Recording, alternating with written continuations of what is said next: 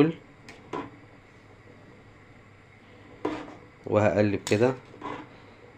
لازم طبعا افضل اقلب علشان ما يبقاش فيه الفول على الوش مش يعني طايل المية كويس اللي هي بتغلي، فيستوي الفول اللي تحت والفول اللي فوق مش يستوي. هبدأ ان انا اقلب زي ما حضراتكم شايفين كده.